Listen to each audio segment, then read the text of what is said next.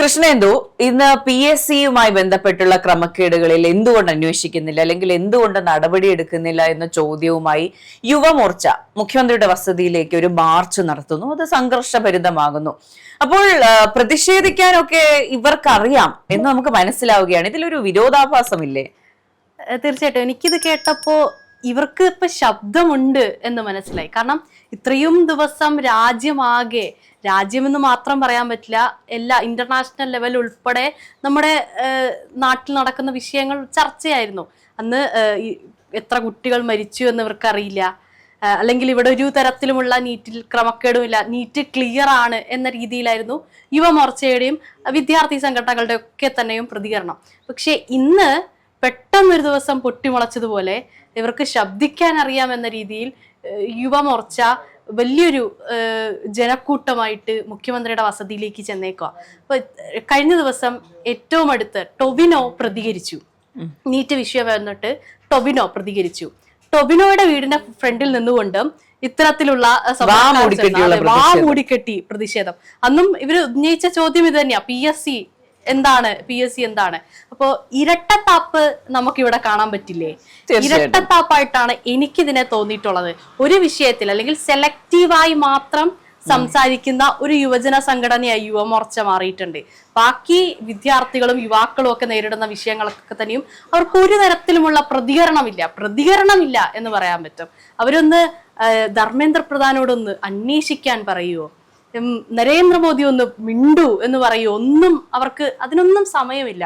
പകരം ഈ പ്രതിഷേധിക്കുന്നവരെ എങ്ങനെയൊക്കെ ഇല്ലാതാക്കാം ആ കാര്യത്തിലേക്ക് ഇവര് കോൺസെൻട്രേറ്റ് ചെയ്യുന്നുണ്ട്. അതാണല്ലോ ടൊവിനോയുടെ കേസിൽ നമ്മൾ കണ്ടിട്ടുണ്ടായിരുന്നത്. ഇന്നിപ്പോ അവരുടെ ശക്തി കാണിക്കാനായിരിക്കും, ഒരുപക്ഷെ പെട്ടെന്ന് ഞങ്ങളൊക്കെ ഇവിടെ തന്നെ ഉണ്ട് എന്ന് കാണിക്കാനായിരിക്കും പെട്ടെന്നൊരു മാർച്ചുമായി മുന്നോട്ട് പോയിട്ടുണ്ടാവും. അതെ, തീർച്ചയായിട്ടും. ഇതിൽ എനിക്ക് തോന്നിയ മറ്റൊരു കാര്യമുണ്ട്. ഇപ്പോൾ ഈ പറഞ്ഞ BJP അനുകൂലികൾ ഇപ്പോൾ ചോദിക്കുന്ന ഒരു കാര്യമുണ്ടല്ലോ. ഇപ്പോൾ നീറ്റ് ക്രമക്കേടുണ്ടായി, നീറ്റിൽ ചോദ്യപേപ്പർ ചോർന്നു, ഒരു വലിയ ദൗർഭാഗ്യകരമായ ഒരു സംഭവം ഉണ്ടായി. ഇത്തരത്തിൽ ചോദ്യപേപ്പർ ചോർത്തിയ 18ഓളം പേർക്കെതിരെ നടപടിയെടുത്തല്ലോ എന്ന് ചോദിക്കുന്നവരുണ്ട്. അപ്പോൾ എന്തിന് വിദ്യാഭ്യാസ മന്ത്രി രാജിവെക്കണം, മോദിയോട് നിങ്ങൾ എന്തിനു ചോദ്യങ്ങൾ ചോദിക്കുന്നു എന്ന് ചോദിക്കുന്ന കുറെ BJP അനുകൂലികളുണ്ട്. അപ്പോൾ നമ്മൾ അതിന് പറയുന്ന ഉത്തരം എന്ന് പറയുന്നത്, ഇതിന്റെ അക്കൗണ്ടബിലിറ്റി ഏറ്റെടുക്കേണ്ടത് സ്വാഭാവികമായിട്ടും നമ്മുടെ എഡ്യൂക്കേഷൻ മിനിസ്റ്റർ തന്നെയാണ് എന്നുള്ളതാണ്.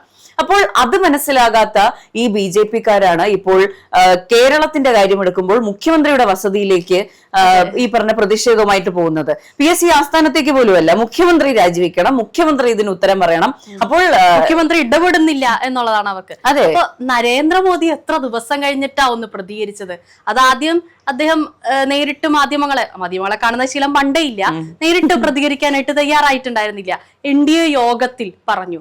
കഴിഞ്ഞ വളരെ റീസെന്റ് ആയിട്ടാണ് എക്സിലൂടെയൊക്കെ പ്രതികരണമായിട്ട് നരേന്ദ്രമോദി പെട്ടെന്നൊരു വീഡിയോ ഒക്കെ ആയിട്ട് നരേന്ദ്രമോദി പ്രത്യക്ഷപ്പെട്ടത്. മുഖ്യമന്ത്രി അങ്ങനെയല്ല, നീറ്റ് വിഷയവുമായി ബന്ധപ്പെട്ടും പ്രതികരിച്ചു, PSCയുമായി ബന്ധപ്പെട്ട് പ്രതികരണം എപ്പോഴും നടത്തിക്കൊണ്ടിരിക്കുന്ന ഒരു വ്യക്തിയാണ്. അപ്പൊ അത് ഇവര് കണ്ടിട്ടില്ല. ഇപ്പോ എന്റെ സ്റ്റാൻഡ് എന്ന് പറയുന്നത്, ഇപ്പൊ PSC ആണെങ്കിലും നീറ്റ് ആണെങ്കിലും കൃത്യമായി അക്കൗണ്ടബിലിറ്റി ഏറ്റെടുക്കേണ്ടവർ തന്നെ ഇതിന്റെ അക്കൗണ്ടബിലിറ്റി ഏറ്റെടുക്കണം. ഇപ്പോൾ തൊഴിൽ വകുപ്പ് മന്ത്രി ആയിക്കോട്ടെ, അല്ലെങ്കിൽ ഈ പറഞ്ഞ മന്ത്രിസഭയിലെ എല്ലാ മന്ത്രിമാരും ഇത് ഏറ്റെടുത്ത് തന്നെ. ഇപ്പൊ നമ്മുടെ കായിക മന്ത്രി OJ ജനീഷിന് എന്ത് കാര്യമാണ് PSCയുമായി ബന്ധപ്പെട്ട് പ്രതിഷേധങ്ങൾക്ക് ഇറങ്ങാൻ, അല്ലെങ്കിൽ ഇതുമായി ബന്ധപ്പെട്ടുള്ള ചോദ്യങ്ങൾ ചോദിക്കാൻ അദ്ദേഹത്തിന് ഒരു ആവശ്യവുമില്ല. പക്ഷെ അദ്ദേഹം അത് ചെയ്യുന്നത് യുവാക്കൾക്ക് വേണ്ടിയിട്ടാണ്. ഈ ഒരു ധാർമ്മിക ഉത്തരവാദിത്തം എല്ലാ മന്ത്രിമാർക്കും, അത് കേന്ദ്രത്തിലാണെങ്കിലും സംസ്ഥാനത്താണെങ്കിലും ഉണ്ടായിരിക്കണം. ഇത് തന്നെയാണ് ആവശ്യപ്പെടുന്നത്. യുവമോർച്ച PSCയുമായി ബന്ധപ്പെട്ടുള്ള ക്രമക്കേടിൽ ചോദ്യങ്ങൾ ഉന്നയിക്കാൻ അവർക്ക് എല്ലാവിധ അവകാശങ്ങളും ഉണ്ട്. അവരത് ചെയ്യണം. ഒരു യുവജന സംഘടന, വിദ്യാർത്ഥി സംഘടന എന്നൊക്കെ പറയുമ്പോൾ അവരുടെ ശരിക്കുമുള്ള ഉത്തരവാദിത്തം എന്ന് പറയുന്നത് ഇത്തരം കാര്യങ്ങളിൽ ഇടപെടുക എന്നുള്ളതാണ്. പക്ഷെ അത് സെലക്റ്റീവ് ആകരുത്. ഈ പറയുന്ന പോലെ എന്റെ പാർട്ടി ചെയ്യുമ്പോൾ അത് ചെയ്യാതിരിക്കരുത്. ഇപ്പൊ PM ശ്രീയുമായി ബന്ധപ്പെട്ട വിഷയമായപ്പോ അത് ഒപ്പിട്ട സമയത്ത് പ്രതികരിക്കാത്ത പല ഇടത് സംഘടനകളും ഇത് മുന്നോട്ട് കൊണ്ടുപോവുകയാണെന്ന് പറയുമ്പോൾ VD സതീശൻ സർക്കാരിനെ വിമർശിക്കുന്നത് കണ്ടു. ഈ സെലക്റ്റീവ്നെസ് ആണ് ഒഴിവാക്കേണ്ടത്. വിദ്യാർത്ഥികൾക്ക് വേണ്ടി എന്താണോ ചെയ്യാൻ കഴിയുക അത് കൃത്യമായി ചെയ്തു പോകുക. ഇപ്പോൾ യുവമോർച്ച നീറ്റ് ക്രമക്കേടിനെതിരെ സംസാരിച്ച് ജന്തർ മന്ദറിൽ ഇങ്ങനെ അടിച്ചമർത്താൻ പാടില്ലായിരുന്നു എന്ന് പറഞ്ഞൊരു പോയിന്റ് ഉണ്ടായിരുന്നുവെങ്കിൽ ഈ പറഞ്ഞ PSCയെ വിമർശിക്കുമ്പോൾ നമുക്ക് ഒരിക്കലും കുറ്റം പറയാൻ കഴിയില്ല. ഇരട്ടത്താപ്പെന്ന് നമുക്ക് പറയാനും പറ്റില്ല. അതില് ഈ വളരെ ക്രൂരമായിട്ട് വിദ്യാർത്ഥികളെ വളരെ ക്രൂരമായി മർദ്ദിക്കുന്ന ദൃശ്യങ്ങൾ, അതും ഗുണ്ടാ പോലീസ് എന്ന് വേണമെങ്കിൽ പറയാം. അവർക്ക് കൃത്യമായിട്ടുള്ളൊരു പേര് പോലും അഡ്രസ് ചെയ്യപ്പെടാത്ത പോലീസൊക്കെയാണ് അവിടെ ഉണ്ടായിരുന്നത്. ഈ വിഷയങ്ങളിലൊന്നും ഒരു തരത്തിലുമുള്ള പ്രതികരണത്തിലേക്ക് യുവമോർച്ച എന്ന സംഘടന വന്നിട്ടേയില്ല. ഒരു പ്രതികരണം എന്നതിനപ്പുറത്തേക്ക് ഇവരിതിനെ എങ്ങനെ അടിച്ചമർത്താം എന്നാണ് ശ്രമിച്ചിട്ടുണ്ടായിരുന്നത്. പറഞ്ഞതുപോലെ പ്രതിഷേധിക്കുന്നവർ അല്ലെങ്കിൽ ശബ്ദമുയർത്തുന്നവരെ ഇല്ലാതാക്കാൻ, അവരെ വ്യക്തിപരമായിട്ട് അധിക്ഷേപിക്കുന്ന രീതിയിലേക്കാണ് യുവമോർച്ച ഉൾപ്പെടെ അതിനെ ബന്ധപ്പെട്ടുള്ള ആളുകൾ നടത്തിയിട്ടുണ്ടായിരുന്നത്. ഏറ്റവും മോശം പ്രവണതയിലേക്ക് ഇത് മാറിയിട്ടുണ്ട് എന്ന് പറയാൻ. അതെ, ഇപ്പൊ നമ്മുടെ ചാനലിലാണെങ്കിൽ പോലും ഈ CJP അല്ലെങ്കിൽ ഈ പറഞ്ഞ നീറ്റ് ക്രമക്കേടിന്റെ വീഡിയോസ് ചെയ്യുമ്പോൾ അതിന്റെ താഴെയുള്ള കമന്റുകളാണ്, അപ്പോൾ PSCയെ പറ്റി നിങ്ങൾക്ക് സംസാരിക്കാനില്ലെന്ന്. അപ്പോൾ ചാനല് വേണമെങ്കിൽ എടുത്തു നോക്കിയാൽ മനസ്സിലാകും PSCയും ഇതുപോലെ തന്നെ വിമർശിച്ചിട്ടുണ്ട്. ഇപ്പോൾ കഴിഞ്ഞ സർക്കാരിന്റെ കാലത്ത് നടത്തിയ കുറെ അഴിമതി കഥകൾ അല്ലെങ്കിൽ ഈ പറഞ്ഞ നിയമന ക്രമക്കേടുകളെ പറ്റി കുറെ റിപ്പോർട്ടുകൾ ഉണ്ടായിരുന്നു. അതിന് എന്തുകൊണ്ടൊരു മാറ്റം വന്നിട്ടില്ല എന്നുള്ള ചോദ്യവും നേഷൻ ഫസ്റ്റ് ചോദിച്ചിട്ടുണ്ട്. ഉറപ്പായിട്ടും കഴിഞ്ഞ സർക്കാർ അങ്ങനെ ചെയ്ത് ഇങ്ങനെ വെച്ചിട്ടുണ്ടല്ലോ എന്നുള്ള മുട്ടാപ്പോക്ക് ന്യായം പറയുക എന്നുള്ളതല്ല, ഇപ്പോഴെന്തുകൊണ്ട് ചെയ്യുന്നില്ല എന്നുള്ള ചോദ്യവും ഉന്നയിക്കുന്നുണ്ട്. ഇപ്പൊ VD സതീശൻ സർക്കാർ കൃത്യമായി ഉത്തരം പറയേണ്ട ഒരു കാര്യമാണ്. അതുപോലെ PSCയുമായി ബന്ധപ്പെട്ട PSCയുടെ ചെയർമാന്റെ ഭാഗത്ത് നിന്ന് പല പ്രശ്നങ്ങൾ ഉണ്ടായിട്ടുണ്ട്, അല്ലെങ്കിൽ എടുത്ത തീരുമാനങ്ങളിൽ തെറ്റ് പറ്റിയിട്ടുണ്ട് എന്നുള്ള ബോധ്യം ഉണ്ടായിട്ടുണ്ടെങ്കിൽ നടപടി ഉണ്ടാകണം. അന്വേഷണം വളരെ പെട്ടെന്ന് നടക്കേണ്ടിയിരിക്കുന്നു. കാരണം ഈ റാങ്ക് ലിസ്റ്റുകളുടെ കാലാവധിയെല്ലാം തീർന്നുകൊണ്ടിരിക്കുകയാണ്. ഈ കുട്ടികൾക്ക്, ഇപ്പൊ ഈ ഉദ്യോഗാർത്ഥികൾക്ക് എത്ര തവണ ഇനിയും എഴുതാൻ കഴിയുമെന്ന് അറിയില്ല. ഈ അടുത്ത് തന്നെ മണ്ണ് വാരി അവർ പ്രതിഷേധിക്കുന്നത് നമ്മൾ. അതെ, ഇപ്പൊ ജന്തർ മന്ദറിൽ പോയിരിക്കുന്ന VD സതീശൻ ഉറപ്പായിട്ടും സെക്രട്ടേറിയറ്റിന് മുന്നിൽ മണ്ണ് വാരി തിന്ന LP സ്കൂൾ ടീച്ചേഴ്സിന്റെ ലിസ്റ്റിലുള്ള കുട്ടികളെയും ഉദ്യോഗാർത്ഥികളെയും കാണേണ്ടിയിരിക്കുന്നു. ഇതിനെല്ലാം ഈ പറഞ്ഞ പരിഗണനയാണ് ആവശ്യം. ഇപ്പോ ചിലപ്പോൾ സൊല്യൂഷൻ കണ്ടെത്താൻ കഴിയില്ലായിരിക്കും. ഈ പറഞ്ഞ റാങ്ക് ലിസ്റ്റ് കാലാവധി തീരുമാനിക്കാം, പ്രോട്ടോകോൾ അനുസരിച്ച് ഇത്രയൊക്കെ ചെയ്യാൻ കഴിയുള്ളായിരിക്കാം.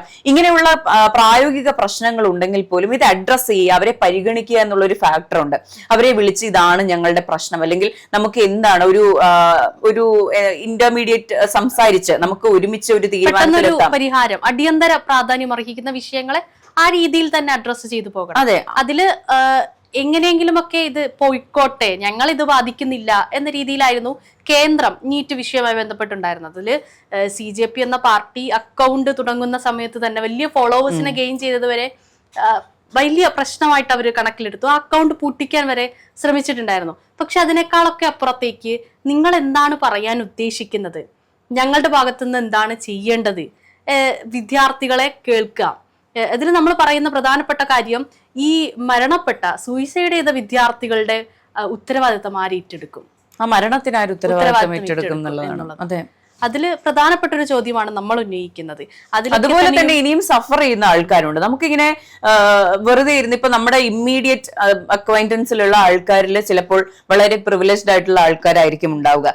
ഇപ്പോൾ MBBS എക്സാം എഴുതി കിട്ടിയില്ല, ഓക്കെ ഞാൻ നഴ്സിംഗിനോ അല്ലെങ്കിൽ ഏതെങ്കിലും ഡിഗ്രി കോഴ്സിനോ പൊക്കോളാം എന്ന് പറയുന്ന പ്രിവിലേജ് ഉള്ള ആൾക്കാരുണ്ടാകും. പൈസ ഉള്ളവരും ചിലപ്പോ ഉണ്ടാവും, മാനേജ്മെന്റ് സീറ്റിൽ ഉൾപ്പെടെ പഠിക്കാൻ തയ്യാറായിട്ടുള്ള വിദ്യാർത്ഥി. തീർച്ചയായിട്ടും. പക്ഷെ ഇത് നിന്റെ അവസാനത്തെ ചാൻസ് ആണ്. ഇത് നീ എഴുതി കിട്ടിയില്ലെങ്കിൽ നിന്നെ ഞങ്ങൾ കല്യാണം കഴിപ്പിച്ചു വിടും, അല്ലെങ്കിൽ ഇതല്ലെങ്കിൽ നീ പഠിത്തം നിർത്തി വീട്ടിൽ ഇരുന്നോ എന്ന് പറയുന്ന നീറ്റുമായി ബന്ധപ്പെട്ട് ഇനി ഒന്നും വേണ്ട, ഏതെങ്കിലും ഒക്കെ എടുത്തോ, ജോലിക്ക് പൊക്കോ എന്നൊക്കെ പറയുന്ന ഒരുപാട് പാരന്റ്സ്. അതെ, ഇപ്പൊ കേരളത്തിൽ ആ സാഹചര്യം വളരെ കുറവായിരിക്കും. ഒരു 5% 10% അത്തരത്തിലുള്ള ആൾക്കാർ ഉണ്ടാവുകയുള്ളൂ എങ്കിലും നോർത്തിലൊക്കെ നോക്കുകയാണെങ്കിൽ എല്ലാ കുടുംബങ്ങളിലും ചിലപ്പോൾ ഒരു ഗ്രാമത്തിൽ തന്നെ 100-200 കുടുംബങ്ങൾ ഇത്തരത്തിലുണ്ടാകും.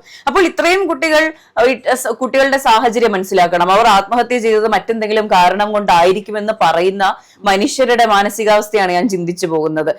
സ്വപ്നങ്ങൾ തകർന്ന് ജീവിതം ഇനി ജീവിക്കേണ്ട, ഇങ്ങനെ ജീവിച്ചിട്ട് കാര്യമില്ല എന്ന് വിചാരിക്കുന്ന ബന്ധപ്പെട്ടൊക്കെ 1 വർഷത്തോളം വേറെ എവിടെയും പോകാതെ ഇതിൽ മാത്രം കോൺസെൻട്രേറ്റ് ചെയ്ത് പഠിക്കുന്ന ഒരുപാട് കുട്ടികളുണ്ട്. അപ്പൊ അവരുടെ ഒരു ബുദ്ധിമുട്ട് അത് വളരെ വലുത് തന്നെയായിരിക്കും.